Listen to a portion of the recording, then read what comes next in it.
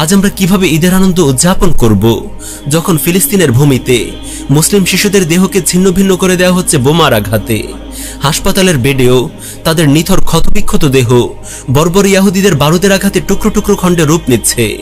আমরা কিভাবে ঈদ শপিং এর হালি হালি ব্যাগ হাতে নিয়ে ঘরে ফিরব যখন ফিলিস্তিনে উম্মাহর বাবারা সন্তানের লাশের টুকরো টুকরো রক্তাক্ত অংশ ব্যাগের ভিতর জমা করতে ব্যস্ত। আমরা কিভাবে উপভোগ করব ঈদের আনন্দমুখর মুহূর্ত যখন হিন্দুস্তানে ধর্ষিত হচ্ছে আমাদের গায়রত ও ইজ্জতের প্রতীক মা ও বোনেরা, ধ্বংস করা হচ্ছে আমাদের ইবাদতের স্থান মসজিদ, জ্বালিয়ে দেওয়া হচ্ছে ঘর বাড়ি। জয় শ্রীরামের হিন্দুত্ববাদী সন্ত্রাস থেকে রেহাই পাচ্ছে না বয়সের ভারে নুয়ে পড়া বৃদ্ধ থেকে কথা বলতে না পারা কোলের শিশুটি পর্যন্ত। আমরা কিভাবে কেবল আনন্দে মেতে থাকতে পারি যখন উইঘুরের শিশুরা তাদের মা বাবা থেকে বিচ্ছিন্ন, সেখানকার মুসলিম নারীদের ইজ্জত লুণ্ঠিত হচ্ছে নিয়মিত, বন্দি, গুম, খুন, ধর্ষণ সহ মুসলিম জাতিসত্তা মুছে ফেলার জন্য সর্বপ্রকার অমানবিক নির্যাতন চালিয়ে যাচ্ছে কমিউনিস্ট লাল সন্ত্রাসীরা।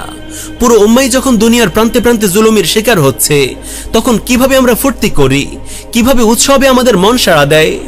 আমরা তো সেই ঈদের স্বপ্ন দেখি যেখানে উম্মাহর আকাশে ঈদের চাঁদ সকলের জন্য আনন্দ নিয়ে আসবে, যখন সকল কাঁটা তার উপড়ে ফেলা হবে, উম্মাহ আবারও এক হয়ে উঠবে একই দেহের ন্যায়, কেটে যাবে ইনসাফের পিপাসা, ঘুচে যাবে পরাজয়ের গ্লানি।